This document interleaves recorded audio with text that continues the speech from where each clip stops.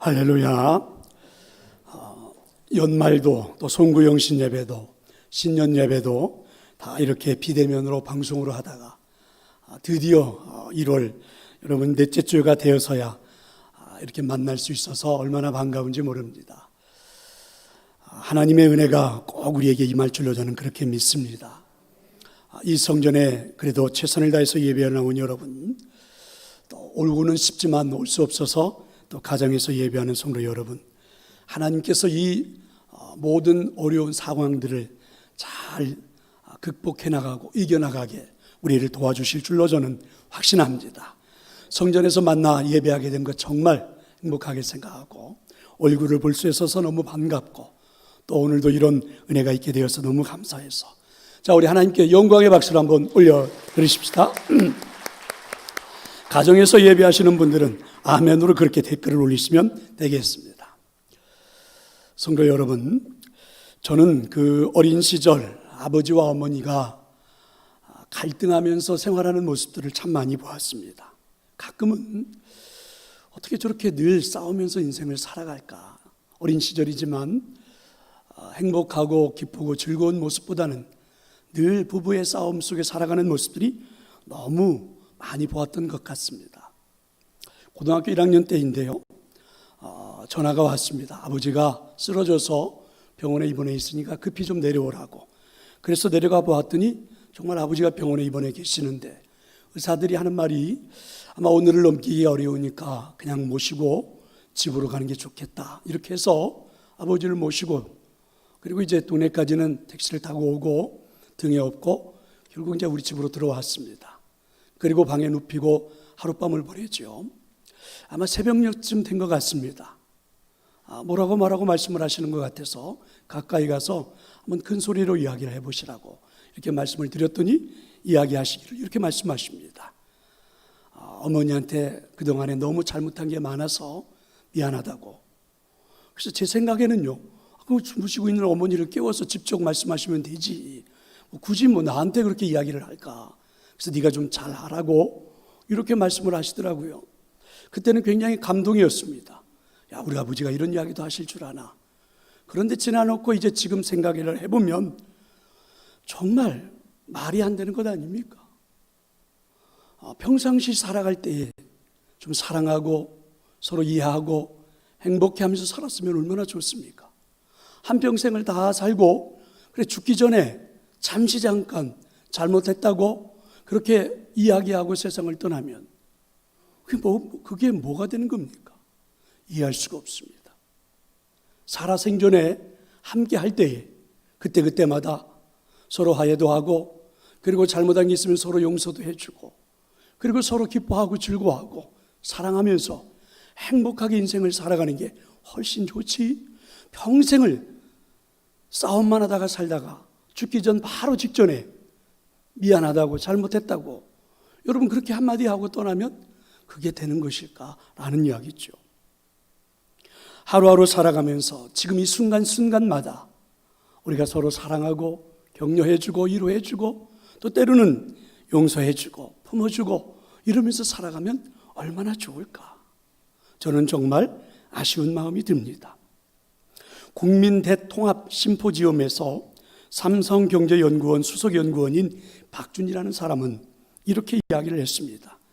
한국의 사회 갈등의 수준은 OECD 국가 중 종교 분쟁을 겪고 있는 터키에 의해서 두 번째로 심각하다, 이렇게 보고서를 냈습니다.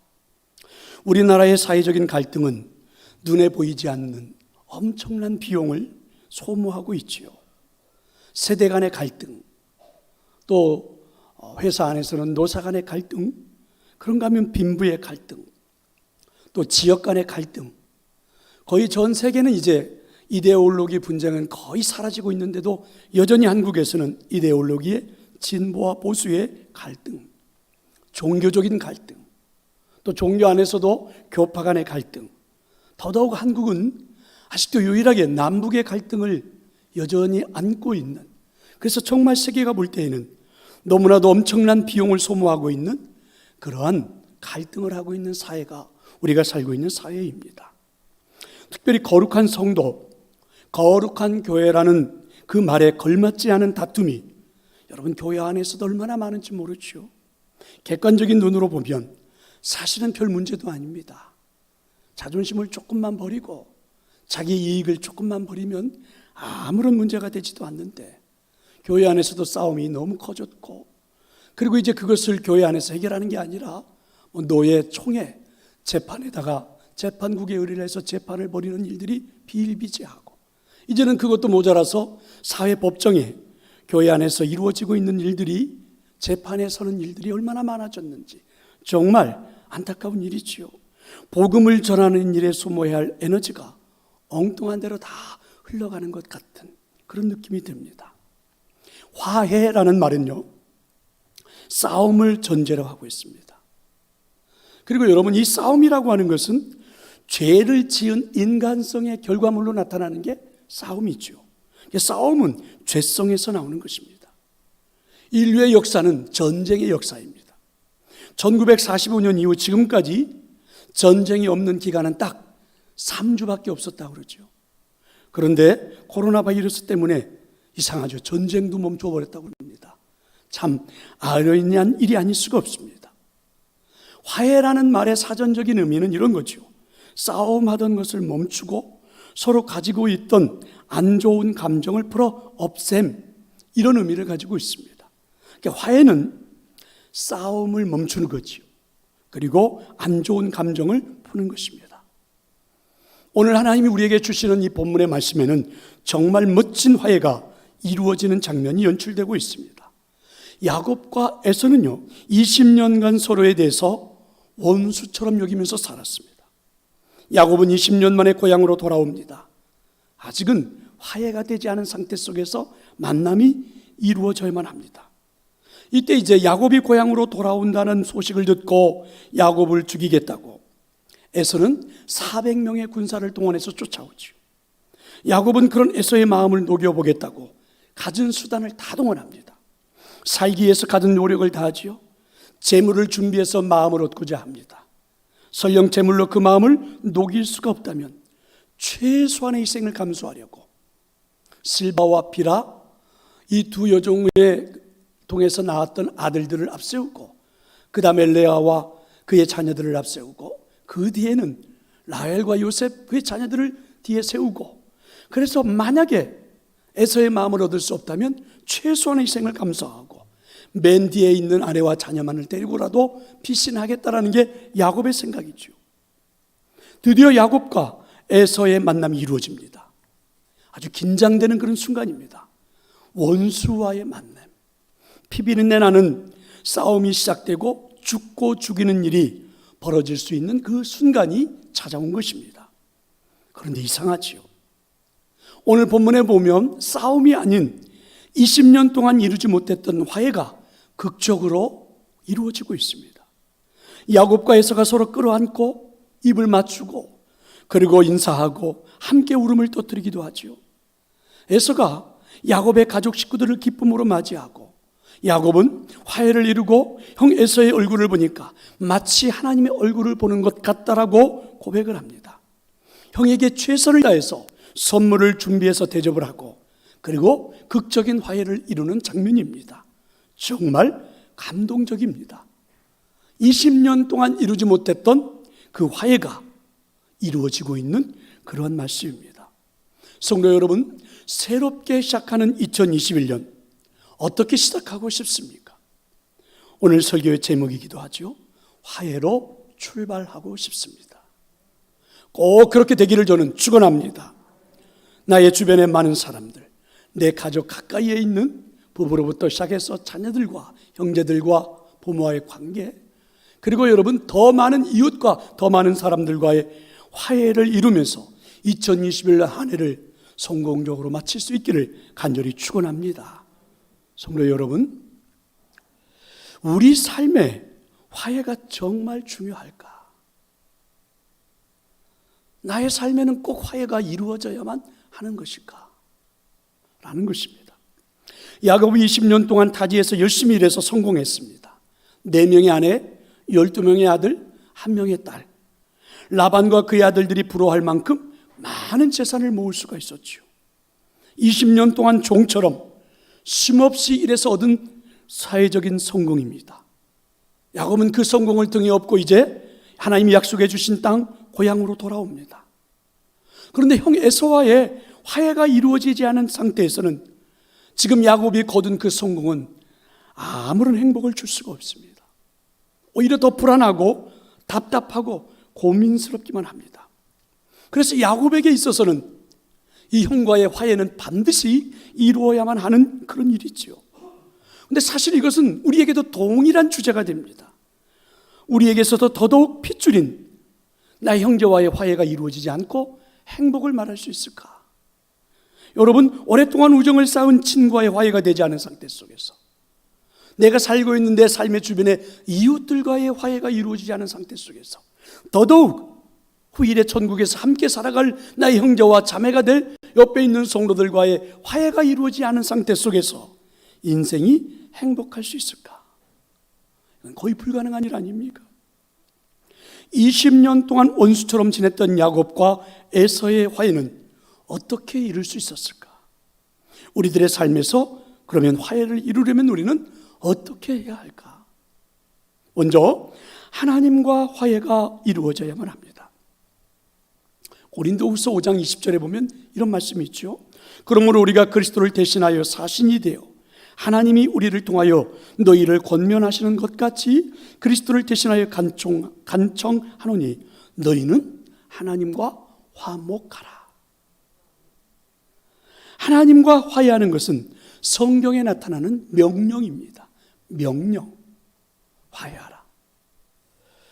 성경에는요, 화해라는 말보다는 오히려 화목이라는 말이 더 많이 사용되어지죠. 사실 저는 개인적으로는 화해라는 말이 훨씬 더 좋습니다. 근본적으로는 같은 내용의 뜻을 담고 있지만 그 문자적으로 보면 조금씩은 차이가 있죠. 화해라는 말은 평화로운 관계로 개선되는 것을 말하죠. 화목하다라는 말은 헬라어로는 카탈로스 이렇게 말하는데 이 말의 뜻은요, 적대 관계에서 우호적인 관계로 변화를 뜻하는 것. 그러니까 이 카탈로스라는 화목이라는 말은 변화의 근본적인 의미를 담고 있는 것이죠. 그런데 성경은요, 이상하지 않아요? 화해를 말할 때 가장 먼저 하나님과 관계 속에서 화해를 하라, 이렇게 우리에게 말씀해 주십니다. 화목하다, 우선 하나님과 인간의 관계 개선을 의미하는 것입니다. 여러분 생각해 볼 필요가 있죠. 하나님과 먼저 화해를 하라, 이렇게 성경이 말하는 것은 역설적으로 말해보면 이런 거죠. 하나님과 우리의 관계가 멀어져 있다는 겁니다. 다툼의 관계에 있다, 이런 말씀이죠. 그럼 여러분, 하나님과 우리의 관계가 멀어져 있고 하나님과 우리가 다툼의 관계 속에 있다면 우리는 불행할 수밖에 없는 상태를 말해주고 있습니다. 이유가 무엇입니까? 왜 하나님과 우리가 거리가 멀어져 있고 그리고 다툼의 관계에 있을까? 그 이유를 성경은요, 죄라고 이렇게 말하죠. 죄. 그래서 결국 죄는 하나님과 우리 인간의 사이를 갈라놓은 거지요. 이사야서 59장 2절입니다. 오직 너희 죄악이 너희와 하나님 사이를 갈라놓았다, 이렇게 말씀해 주십니다. 죄가 하나님과 인간의 관계를 원수처럼 만들어 놓았기 때문에 인간은 불행할 수밖에 없는 것입니다. 마치 야곱이 20년 동안 열심히 일해서 부도, 가정도, 사회적인 명성도 얻었지만 형제와 원수가 되어 있는 한 불행할 수밖에 없는 것과 동일한 이야기예요. 그러니까 이 관계 개선을 위해서, 화해를 위해서, 그래서 이제 하나님이 먼저 우리에게 손을 내민 겁니다. 로마서 5장 10절은 곧 우리가 원수 되었을 때 하나님이 먼저 하셨다는 이야기예요. 하나님이 시작하셨습니다. 하나님이 손을 내민 방법은요, 예수님을 십자가에 죽으심으로 우리와의 화목을 시도하신 것입니다. 로마서 5장 10절은 그래서 그 아들의 죽으심으로 말미암아 하나님과 우리가 화목하게 되었다, 믿으시기를 축원합니다. 자, 그럼 이제 한 번 더 생각을 해볼래요? 죄의 특성이 무엇입니까? 죄의 특성이 무엇일까? 죄의 특성은 분리입니다. 분리. 죄가 하나님과 인간이 원수되게 하는 거죠. 그런데 여러분, 이것으로 끝나지 않아요. 이 죄는요, 하나님과 인간의 관계를 원수처럼, 마치 또 인간과 인간의 관계도 원수처럼 만들어버리죠.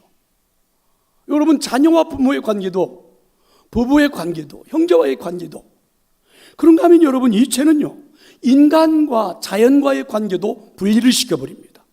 이 세상엔 결국은요, 이 죄가 분리를 만들어 보니까 싸움터가 되는 거죠. 죄로 인한 분리가 싸움을, 죄로 인한 분리가 갈등. 그래서 이 세상은 온통 싸움판입니다. 이 세상은 온통 갈등이 판을 치고 있어요. 갈등을 조장하는 일들이 사회에는 수없이 많습니다. 지난주 여러분 뉴스를 들으면서 참 가슴 아픈 사건 하나를 접하지 않았습니까? 어린아이 하나가 죽었어요. 엄마가 죽인 겁니다. 그런데 이혼을 알아보았더니 이 엄마가 전 남편하고 이혼을 하고 완전히 그 법적으로 이혼 서류가 해결이 되지 않은 거예요. 그리고 이제 새로운 남자를 만나서 가정을 꾸리고 그 남자의 관계 속에서 아이를 낳았습니다. 그런데 전 남편과의 관계가 해결되지 않아서 우리나라의 법에 이 아이를 호적에 올릴 수가 없다고 그러네요. 주민등록을 만들 수가 없대요. 이 아이는 이름도 없고 법적으로는요, 등록이 되어 있지 않는 거예요. 그리고 두 사람이 결국은 이 문제를 가지고 계속 갈등하다가 남편이 집을 떠나버렸고 집을 나가버렸고 결국 혼자 남은 이 엄마는 아이를 죽였습니다. 그리고 경찰에 잡혀온 거죠. 결국 아버지가 불려왔는데 아버지가 그 소식을 듣고는 신문을 마치고 나가다가 우리 딸아이만 그냥 보낼 수 없다고 스스로 자살을 해서 아빠도 죽었습니다. 경찰에서 결국은 이 보증을 서주어서 아이를 장례할 수 있어서 아빠와 엄마가 함께 화장터에서 화장이 되어 장례가 치러졌다는 이야기 아니에요. 얼마나 가슴 아픈 일인지 모르겠습니다. 여러분, 부부의 갈등이 이혼이 되고 또 새로운 남자와의 만남이 또 갈등이 또 이렇게 빚어져서 여러분, 그 아이가 무슨 잘못이 있습니까? 이 땅에 태어난 아이가 제대로 된 호적 한번 갖춰보지 못하고 제대로 된 웃음 한번 꽃피워보지 못하고 부부의 갈등 때문에, 부부의 싸움 때문에 그렇게 여러분 죽음을 맞이하게 되다니 너무너무 가슴 아픈 일이 아닙니까? 결국 죄의 특성은요, 이렇게 분리입니다. 싸움판으로 갈등의 구조로 만들어 놓는 것이죠. 그러나 예수님이 십자가에 죽으심으로 죄를 해결하신 겁니다. 그래서 하나님과 인간이 화목되게 하셨습니다. 아멘. 아멘. 하나님과 먼저 화해가 되어야 사실 인간은요, 모든 관계가 화해될 수가 있기 때문에 그렇습니다.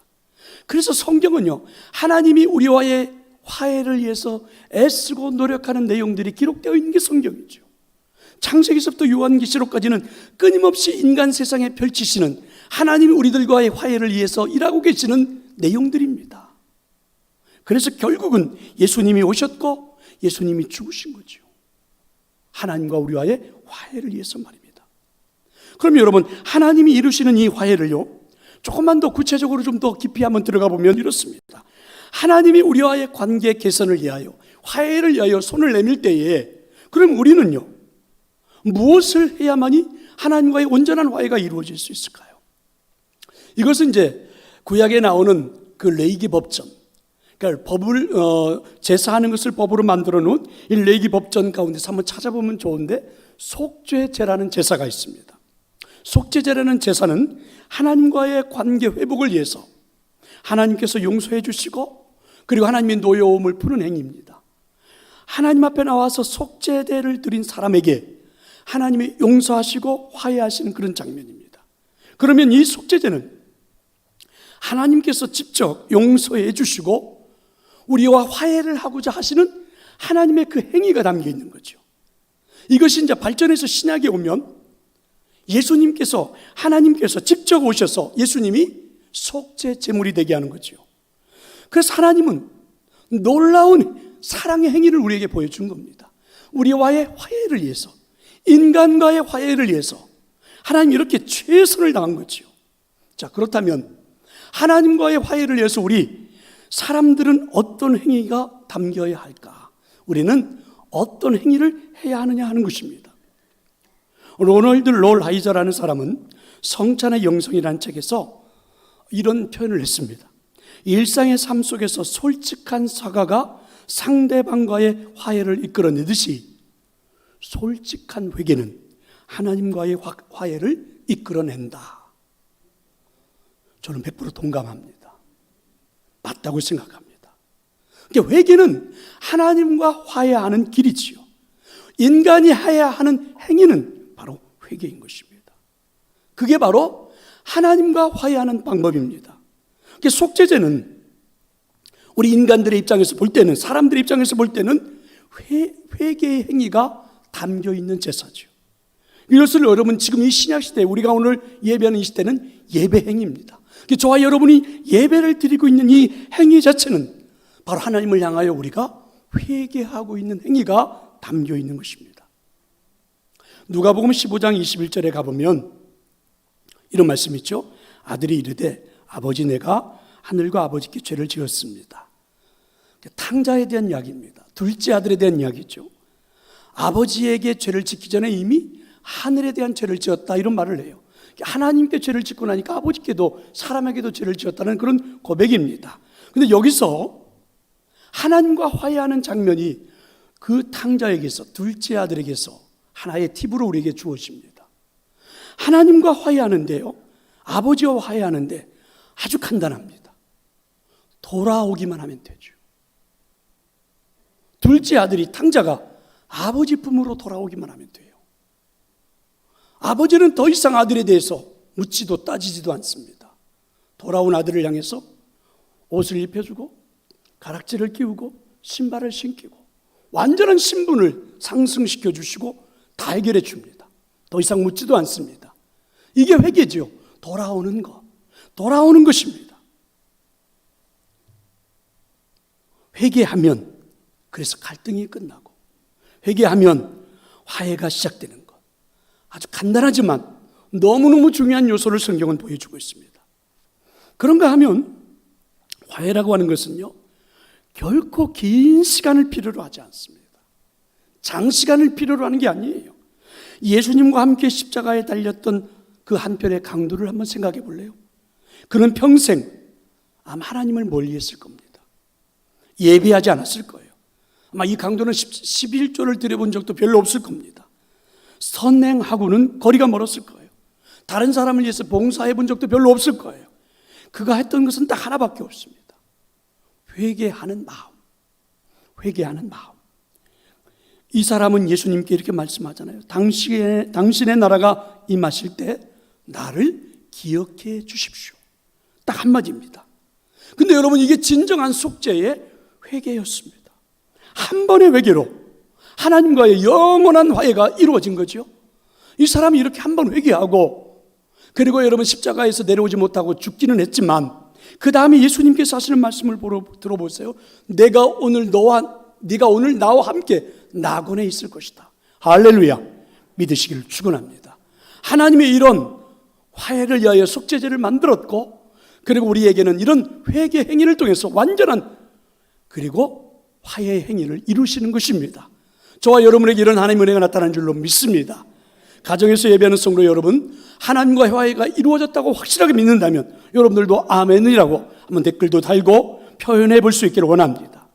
오늘 본문으로 한번 다시 돌아가 볼래요?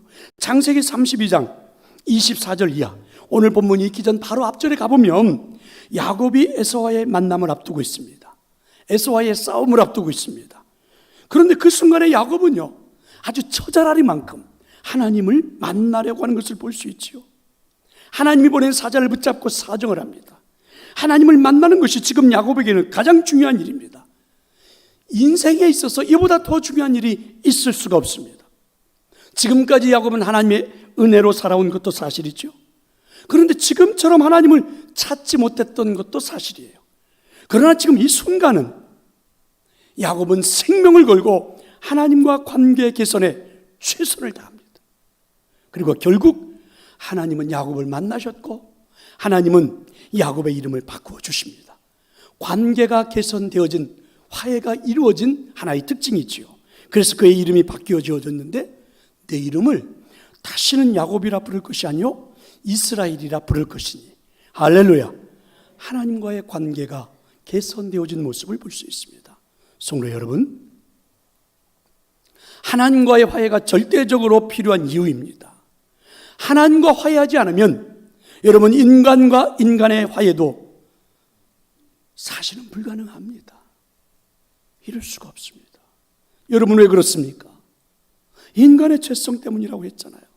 죄가 있는 한, 우리 안에 정욕이 존재하는 한 화해는 불가능합니다. 그 정욕은 끊임없이 우리 자신을 괴롭히죠.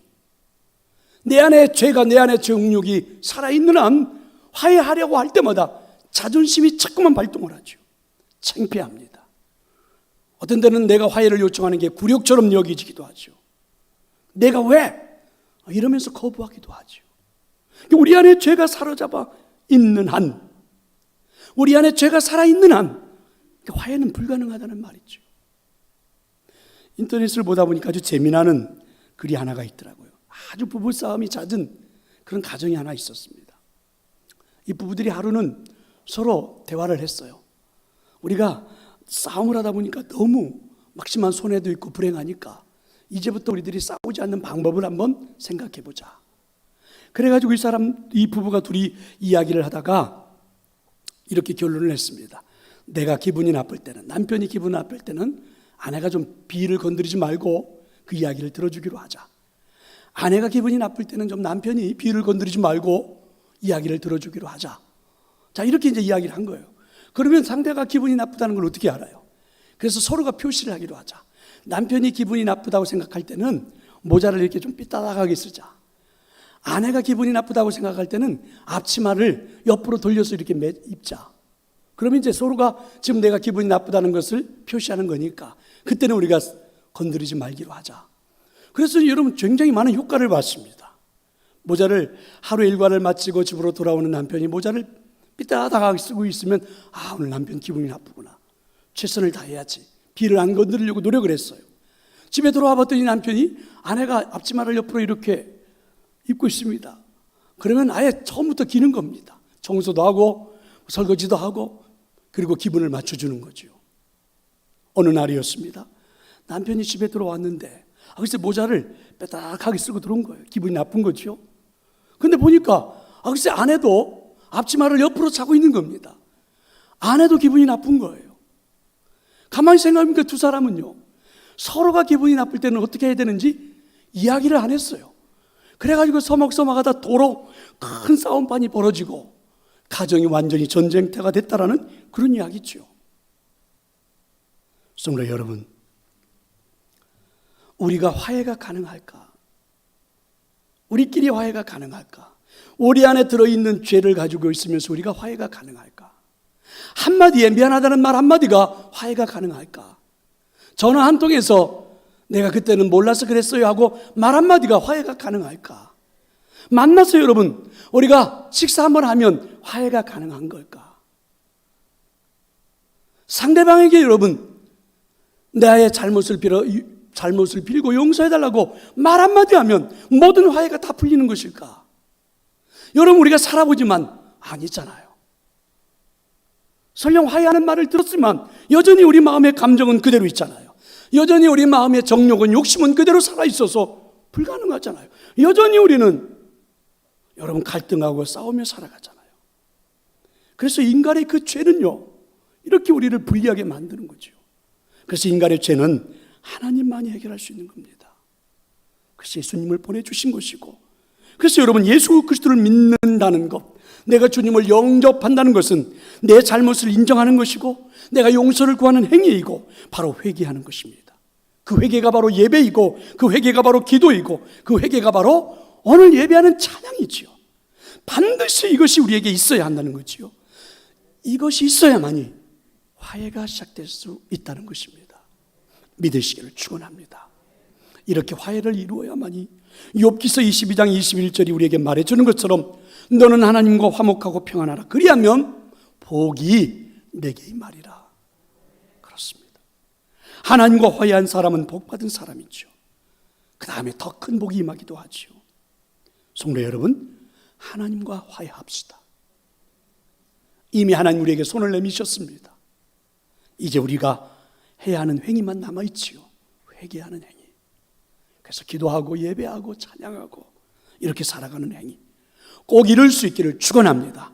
하나님과 화해하고 되면 사람과도 화해가 될 거고 자연과도 화해가 될 줄로 믿습니다. 20년 동안 원수처럼 지냈던 야곱과 에서의 화해는 이렇게 하나님과의 개선으로부터 시작이 되었습니다.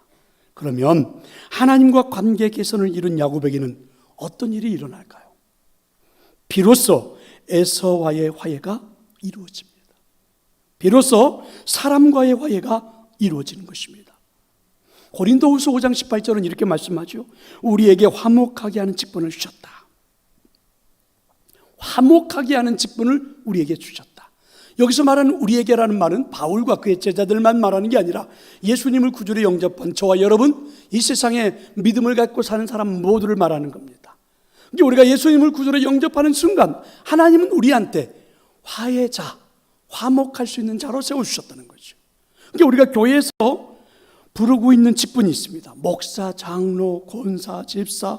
자, 여러분, 이와 같은 직분보다도 더 앞서는 것이 화해자라는 직분입니다. 믿으시기를 축원합니다. 창세기 31장에 가보면 야곱에게 있어서는 또 하나의 화해 장면이 있지요. 야곱이 외삼촌 라반의 집에서 20년 가까이 생활을 했는데 결국은 외삼촌과 갈등이 심화되었고 골이 깊어졌고 이제 급기야는 죽이려고 하는 순간까지 되어서 어느 날 야곱이 몰래, 밤중에 몰래 자기의 자녀들과 아내들과 그리고 그동안 모아놨던 재산을 가지고 도망치듯이 그 가정을 빠져나옵니다. 이 사실을 알은 그 외삼촌 라반은요, 그의 아들들과 함께 야곱을 쫓아가서 재물도 뺏어버리고 야곱을 죽여버리겠다고 쫓아오는 거죠. 그 순간에 하나님은 라반에게 나타나셨습니다. 하나님 말씀하시죠. 너는 야곱에게 선악간에 아무 말도 말하지 말라. 하나님의 말씀을 들은 이 라반은요, 야곱에게 더 이상 아무것도 할 수 없었어요. 그런데 더 중요한 건 야곱입니다. 하나님이 야곱을 화해자로 만들어 주어서 그 다음날 야곱은 삼촌 그 라반을 만나서, 외삼촌 라반을 만나서 멋지게 완벽하게 다 화해를 하고 그리고 좋은 관계를 보고 난 다음에 그 가정을 출발하는 것을 볼 수 있습니다. 성경에 보면 형들에게 팔려 가진 고생을 한 요셉이 있습니다. 형제들을 애굽에서 만났습니다. 요셉을 알아보고 두려움을 떨고 있는 형제들에게 나를 이리로 보낸 이는 당신들이 아니고 하나님이십니다. 그동안에 하나님을 만났던, 하나님을 경험했던 그 요셉이 그리고 형들과의 화해를 시작합니다. 요셉의 별명은 화해자예요. 오히려 여러분, 형들이 요셉을 팔았고 왕따를 시켰고 형들을 괴롭혔고, 형들이 요셉을 괴롭혔고 죽이려고까지 했던 그런 형들입니다. 그런데 오히려 여러분, 형들로부터 피해를 보고 아픔을 당한 요셉이 하나님을 만난 그 감격 때문에 화해자가 되니까 형들보다 더 적극적으로 나서서 화해를 시작합니다. 그리고 화해가 이루어지는 걸 볼 수 있습니다. 사랑하는 성도 여러분, 하나님과의 관계 개선이 이루어지면 사실은 우리는 화해대가 되어 사람과의 관계 개선도 가능할 줄로 믿습니다. 바로 이 말씀은 저도 여러분도 화해자가 될 수 있다는 말씀입니다. 20년 동안 원수로 살았던 사람들, 야곱과 에서입니다. 알다시피 이들은 형제들입니다. 그것도 쌍둥이입니다. 그런데도 이들은 화해를 이룰 수 없었던 사이입니다. 20년이 지난 지금 고향으로 돌아오는 야곱, 그 소식을 들은 에서, 그런데 여전히 그 순간에도 이들은 갈등하지요. 싸움을 준비하고 죽음을 준비합니다. 그런데 하나님을 만난 야곱, 하나님을 만난 에서, 이 두 사람은 극적인 화해가 이루어지죠. 이유가 무엇입니까? 야곱의 고백 속에 담아 있습니다. 하나님과 대면하여 보았더니, 하나님과 대면하여, 하나님과 만나 보았더니 그렇습니다. 하나님을 만난 고백 때문입니다. 비록 성경에는 기록되어 있지 않지만 에서도 하나님과의 만남이 있었을 것이고 하나님과의 체험이 있었을 것입니다. 마가복음 9장 50절에 보면 이런 말씀이 있지요. 소금은 좋은 것이로되 만일 소금이 그 맛을 잃으면 무엇으로 이를 짜게 하리요. 너희 속에 소금을 두고 서로 화목하라. 예수님이 우리를 보고 너희는 세상의 소금이다, 이렇게 말씀하셨습니다. 우리가 소금이라고요. 그리고 오늘 이 마가복음 9장에서는 이렇게 말씀하는 겁니다. 소금을 두고 화해하라. 무슨 말씀이십니까? 하나님이 우리를 좋은 맛을 내는 소금으로 만들어 주셨습니다. 그런데 그 소금의 맛을 낼 수 없다면 무의미한 것이 아닙니까? 소금은 좋은 것입니다. 입맛을 돋우어 주는 유익한 것입니다. 그런데 맛을 낼 수 없다면 정말 안타까운 일이 아닙니까? 우리 안에 있는 맛을 내는 소금, 하나님 우리를 소금으로, 정말 아름다운 맛을 낼 수 있는 소금으로 우리를 만들어 주셨고, 우리 안에 그 소금이 있으니까 그 소금을 두고 그 능력을 가지고 화해를 시도해 보라는 것입니다. 정말 가능할 것입니다. 사람과의 화해는,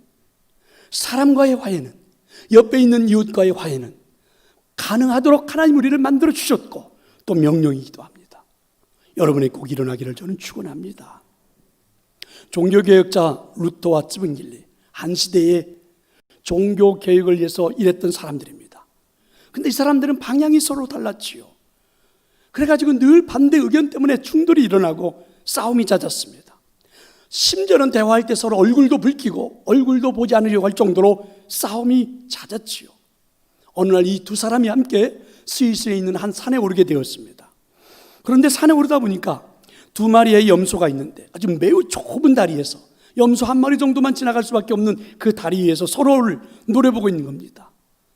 짐승인 염소 두 마리가 중간에서 이리 가지도 못하고 저리 가지도 못하고 서로 바라보고 있죠.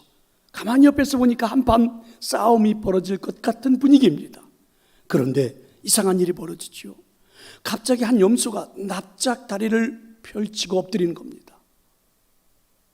그리고는 그 위로 염소 한 마리가 유유히 그 염소를 밟고 지나가는 겁니다. 두 사람은 깜짝 놀랐습니다. 짐승들입니다. 사람이 아닌 짐승들이에요. 그런데 이들이 한 사람이, 이 짐승 하나가 양보하고 겸손하게 엎드리고 그 일을 싸움 없이 지나가는 이 모습을 보고 쯔빙길리와 루터는요, 충격을 받았다고 그러죠. 우리는 지금 하나님의 일을 하겠다고, 종교개혁이라고 하는 거대한 일을 하겠다고 나섰던 우리 둘이가 하나님 일 앞에서도 서로 화해하지 못한 채 갈등을 빚어재고 싸움을 하고 있는 우리가 그 앞에 있는 짐승만도 못한 모습들을 보고요, 결국은 두 사람은 충격을 받고 그 자리에서 화해 악수를 하고 개혁을 시도했다라는 그런 이야기입니다. 작은 연못이라는 그 김민기 씨의 노래가 있죠. 깊은 산 오솔길 옆 자그마한 연못에 지금은 더러운 물만 고이고 아무것도 살지 않죠. 이렇게 시작되는 그런 노래입니다. 여러분, 이 노랫말을 보세요. 의미가 있어 보입니다. 그 작은 연못에 붕어 두 마리가 살고 있었는데 한 마리가 연못을 다 차지하려고 다른 한 마리를 물어뜯어 죽였습니다. 죽은 시체로 연못 물이 썩어서 결국은 두 마리가 다 죽어버렸다라는 그런 노랫말이죠. 세상은 함께 살지 못하면 모두 죽습니다. 잘 알고 있는 일들이죠. 안병욱 교수의 인생사전이란 책에는 인생을 바로 살아가려면 3기, 세 가지의 기가 필요하다고 합니다. 백이, 의기, 화기라고 그러죠. 백이는 씩씩한 기상, 자신만만한 태도를 말합니다. 의기는 의로운 기운, 올바른 정신, 정의를 말하지요. 화기는 화목한 기운, 훈훈한 정신, 봄바람 같은 따뜻한 마음. 인간에게는 이 화목한 기운이 없이는 행복을 만들어낼 수 없다는 그러한 이야기입니다. 성도 여러분, 화해를 이루고 나면 세상이 달라 보입니다. 아니, 삶의 패턴이 달라질 수 있습니다. 20년간의 원수가 서로 끌어안습니다. 입을 맞추지요. 서로를 바라보고 행복해서 눈물을 흘립니다. 여러분, 그뿐만이 아닙니다. 10절의 말씀에 보니까 내가 형님의 얼굴을 배운 즉 하나님의 얼굴을 본 것 같습니다. 상대방의 얼굴이 달라 보이죠. 내 마음에 평화가 찾아오니까 모든 것들이 행복해 보입니다. 더 이상 두렵지가 않습니다. 더 이상 원망하지 않아도 됩니다. 더 이상 이제 노려보지 않아도 됩니다. 더 이상 죽이기 위해서 무기를 만들 필요도 없습니다. 몇 날 며칠 고민하지 않아도 됩니다. 삶에 의욕이 생기죠. 이것이 바로 화해해야 할 분명한 이유입니다. 성도 여러분, 2021년을 어떻게 시작하고 싶습니까? 화해하고 시작할 수 있기를 바랍니다. 여러분의 삶의 주변의 모든 사람들과 더불어 화해가 이루어질 수 있기를 축원합니다. 우리의 해묵은 갈등, 그리고 오해, 반목, 다툼이 화해함으로 다 끝이 나기를 저는 축원합니다. 화해자로 이 땅에 오신 예수 그리스도를 믿는 그리스도인들이 아니십니까? 하나님을 모시고 이제부터 우리는 하나님과 화해자가 되어 이 땅에서도 화해자로 살아갈 수 있는 그런 사람들이 아닙니까? 얼마든지 우리들의 삶을 놓고 샬롬이라고, 평강이라고 인사할 수 있는 사람들이 아닙니까? 화해자가 되어 올 한 해 여러분의 삶에는 평강이 넘치고 행복이 넘치고 2021년을 성공적으로 살아낼 수 있기를 간절히 축원합니다. 기도하겠습니다.